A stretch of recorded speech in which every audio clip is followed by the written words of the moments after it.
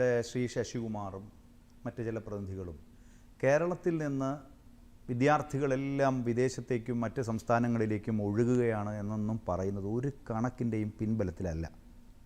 ഒരു കണക്കും ഇവർക്ക് ബാധകവുമല്ല. കേരളത്തിലെ യൂണിവേഴ്സിറ്റികളിലേക്കും കേരളത്തിലെ കോളേജുകളിലേക്കും നല്ല നിലയിലുള്ള പ്രവേശനം നടക്കുന്നുണ്ട്. സ്വാഭാവികമായും ഓരോ ഘട്ടത്തിലും വിവിധങ്ങളായ കോഴ്സുകളിലേക്ക് ചിലപ്പോൾ കൂടുതൽ കുട്ടികൾ ചേരും. നഴ്സിങ്ങിന് അപ്രകാരം കൂടുതൽ കുട്ടികൾ ചേരുന്ന കാലയളവ് ഉണ്ടായിട്ടുണ്ട്. മെഡിക്കൽ എഞ്ചിനീയറിംഗ് വിഷയങ്ങളിലേക്ക് കൂടുതൽ കുട്ടികൾ ചേരുന്ന കാലയളവ് ഉണ്ടായിട്ടുണ്ട്. ന്യൂ ജനറേഷൻ കോഴ്സുകൾക്ക് കൂടുതലായി കുട്ടികൾ ചേരുന്ന കാലയളവ് ഉണ്ടായിട്ടുണ്ട്. അതൊക്കെ ഓരോ കാലത്തിൻ്റെയും സവിശേഷതയാണ്, ട്രെൻഡാണ്. പിന്നെ മറ്റ് രാജ്യങ്ങളിൽ നിന്ന് കേരളത്തിലേക്ക് നിരവധി വിദ്യാർത്ഥികൾ ഇപ്പോൾ ഇത് കഴിഞ്ഞ് ദൂരദർശൻ തന്നെ ഒരു സൗകര്യം ഒരുക്കിയാൽ നാളെ രാവിലെ ശ്രീ ശശികുമാറിനെയും ശ്രീ വിഷ്ണുവിനെയും കൂടെ കേരള യൂണിവേഴ്സിറ്റിയിലെ വിവിധ ഡിപ്പാർട്ട്മെൻറ്റുകളിൽ ലോകത്തിൻ്റെ വിവിധ രാജ്യങ്ങളിൽ നിന്ന് വന്ന കുട്ടികളെ ഞാൻ കാണിച്ചു തരാം, അവർക്കത് അറിയില്ലെങ്കിൽ. ഇതൊക്കെ ഒരു ടെലിവിഷൻ ചർച്ചയിൽ വളരെ കൃത്യമായ രാഷ്ട്രീയ കണ്ണോടുകൂടി കാര്യങ്ങളെ കാണുക. നമ്മുടെ കേരളത്തിൽ നിന്ന് നിരവധി പേർ വിദേശത്ത് പോകുന്നുണ്ട്, വിദേശത്ത് നിന്ന് നിരവധി പേർ കേരളത്തിൽ വരുന്നുണ്ട്. നമ്മുടെ വിദ്യാഭ്യാസ യോഗ്യത ഇല്ലാത്തതുകൊണ്ടാണ് അവർ അങ്ങോട്ട് പോകുന്നത്. നല്ല വിദ്യാഭ്യാസ അടിത്തറയുള്ളതുകൊണ്ടാണ് അവർക്ക് ലോകത്തെ വിവിധ രാജ്യങ്ങളിലെ യൂണിവേഴ്സിറ്റികളിൽ അഡ്മിഷൻ കിട്ടുന്നത്. ഇവിടുത്തെ വിദ്യാഭ്യാസ അടിത്തറ മെച്ചമായതുകൊണ്ടാണ്. അതുകൊണ്ടാണ് ലോകത്തെ വിവിധങ്ങളായ കോമ്പറ്റീഷൻ എക്സാമിനേഷനുകളിൽ അവർക്ക് പിന്നെ മികച്ച അവസരം കിട്ടുന്നത്. ഇപ്പോൾ സഞ്ചാര സൗകര്യങ്ങൾ മെച്ചപ്പെട്ടു, യാത്രാ സൗകര്യങ്ങൾ മെച്ചപ്പെട്ടു, ചിലപ്പോൾ സ്കോളർഷിപ്പ് കിട്ടും. ഇപ്പോൾ എനിക്കൊരു അമേരിക്കയിലെ യൂണിവേഴ്സിറ്റിയിലോ അല്ലെങ്കിൽ യൂറോപ്യൻ യൂണിവേഴ്സിറ്റിയിലോ ഒരു മികച്ച സ്കോളർഷിപ്പ് കിട്ടി. ഞാൻ അവിടെ പഠിക്കാൻ പോയാൽ കേരളത്തിലെ കോളേജുകൾ മുഴുവൻ നശിച്ചു, അതുകൊണ്ട് എനിക്ക് അഡ്മിഷൻ കിട്ടിയതാണെന്ന് പറയാൻ കഴിയുമോ? ഇവർക്ക് ഇപ്രകാരമുള്ള അഡ്മിഷനെ കുറിച്ചുള്ള അടിസ്ഥാന ധാരണയില്ല. പിന്നെ വിദേശങ്ങളിലേക്ക് കുട്ടികൾ പോകുന്നതും അവിടെ നിന്ന് ഇവിടേക്ക് വരുന്നതും ഒക്കെ ഇന്ന് ലോകത്തെ യാഥാർത്ഥ്യങ്ങളാണ്. ഇവിടെ നിന്ന് വിദ്യാഭ്യാസ രംഗം നശിച്ചതുകൊണ്ടാണ് എല്ലാവരും പോകുന്നതെന്ന് പറഞ്ഞാൽ ധാരണ തന്നെ തെറ്റാണ്. തമിഴ്നാട്ടിൽ നിന്ന് വരുന്നു, ആന്ധ്രയിൽ നിന്ന് വരുന്നു, വിവിധ സംസ്ഥാന. പിന്നെ രണ്ടാമത്തെ കാര്യം പറയാം. ഒരു ചർച്ചയിൽ പങ്കെടുക്കുകയാണ്, എന്നോട് ചോദിക്കുകയാണ്, എൻ്റെ ക്വാളിറ്റിയെക്കുറിച്ച് ചോദിക്കുക. ഞാനൊരു കുറഞ്ഞതൊരു 10-20 വർഷമായി കേരളത്തിലെ വിദ്യാഭ്യാസ രംഗത്ത് വിദ്യാർത്ഥി പ്രവർത്തകനായും അക്കാഡമിക് രംഗത്തും ഒക്കെ പ്രവർത്തിക്കുന്ന ആളാണ്. വിദ്യാഭ്യാസ രംഗത്ത് ഞാൻ അയോഗ്യനാണ് എന്ന് ചൂണ്ടിക്കാണിച്ച് ശ്രീ ശശികുമാറിനെ പോലുള്ളവർ, അദ്ദേഹത്തിൻ്റെ പ്രതിനിധികൾ ഹൈക്കോടതി പോയി.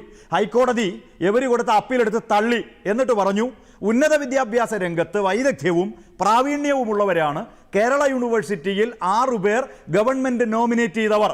ശ്രീ ശശികുമാർ ഈ ചർച്ചയിലിരുന്ന് പറഞ്ഞതുപോലെ പിന്നെ ഹൈക്കോടതിയിലും അദ്ദേഹത്തിൻ്റെ ചില ആളുകൾ പോയി പറഞ്ഞു, ഞങ്ങൾ യോഗ്യരല്ല. ഞങ്ങൾ യോഗ്യരാണെന്ന് ഹൈക്കോടതി കൃത്യമായി രേഖപ്പെടുത്തി.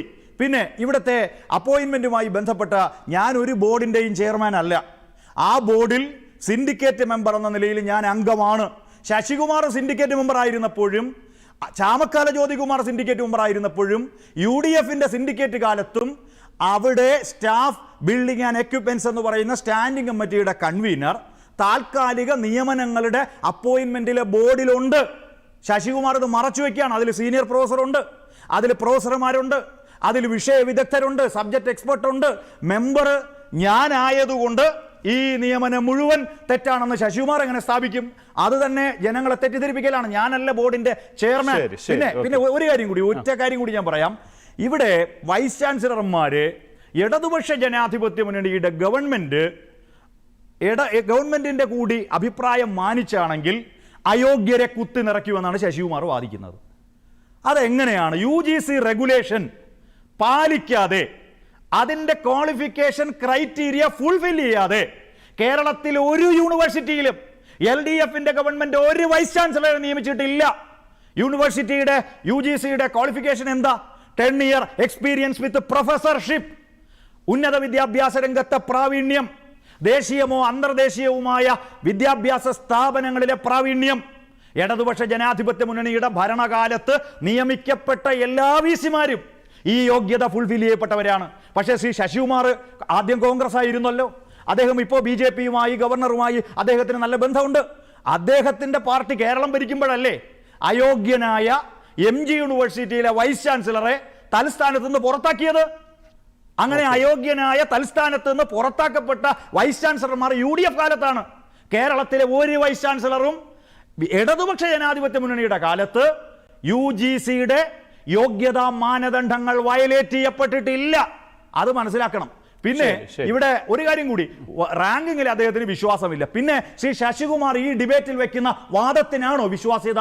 നാഷണൽ ഇൻസ്റ്റിറ്റ്യൂട്ട് ഓഫ് പിന്നെ ദേശീയ റാങ്ക് NIRF റാങ്കിങ്, ഏഷ്യയിലെയും ലോകത്തെയും യൂണിവേഴ്സിറ്റികളുടെ റാങ്ക്, ഇതൊന്നും ശശികുമാറിന് വിശ്വാസമില്ല. ശ്രീ ശശികുമാർ വാദിക്കുന്നത് LDF ഗവൺമെന്റ് കേരളം ഭരിക്കുമ്പോൾ യൂണിവേഴ്സിറ്റികളിൽ ഈ ഗവൺമെന്റ് യാതൊരു വിധത്തിലും വൈസ് ചാൻസലർ നിയമന കാര്യത്തിൽ അഭിപ്രായം പറയാൻ പാടില്ല. ഇത് സ്റ്റേറ്റ് യൂണിവേഴ്സിറ്റിയാണ്, സ്റ്റേറ്റിന്റെ ഫണ്ടാണ്, സ്റ്റേറ്റിന്റെ നിയമമാണ്. സ്റ്റേറ്റിന്റെ നിയമം പാലിക്കാനും സ്റ്റേറ്റ് യൂണിവേഴ്സിറ്റികളുടെ അധികാരം സംരക്ഷിക്കാനും പിന്നെ സംസ്ഥാന ഗവൺമെന്റ് അല്ലാതെ ആര് വരും? ഈ ഗവർണറെ, ഒരു കാര്യം കൂടി പറയാം, ഈ ഗവർണറെ അദ്ദേഹം തന്നെ പറഞ്ഞല്ലോ, എന്റെ ശ്രീ ശശികുമാറെ, അദ്ദേഹത്തെ കേരള നിയമസഭ തന്നെ നിയമം പാസാക്കിയ ശ്രീ ശശികുമാറിന് ഭരണഘടനയെ വിശ്വാസം ഇല്ലേ? ആർട്ടിക്കിൾ 200 അസന്നിഗ്ധമായി വ്യക്തമാക്കുന്നു, നിയമസഭയ്ക്കാണ് പരമാധികാരം നിയമനിർമ്മാണത്തിൽ. നിയമസഭ പാസാക്കിയ നിയമം അംഗീകരിക്കണം. ഭരണഘടനയെ വെല്ലുവിളിക്കാൻ ഗവർണർക്ക് അധികാരമില്ല. ഗവർണറുടെ ഇപ്പൊ മുഴുവൻ പിന്തുണയും അദ്ദേഹത്തിന്റെ വാഴ്ത്തുപാട്ടുമായി ഇറങ്ങി പുറപ്പെട്ടിരിക്കുകയാണ്.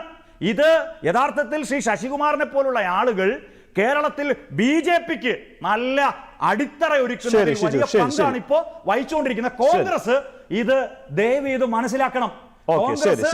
ഇത് മനസ്സിലാക്കണം. ഇത് നമ്മുടെ കേരളത്തോടുള്ള വെല്ലുവിളിയാണ് എന്ന കാര്യം മനസ്സിലാക്കണം.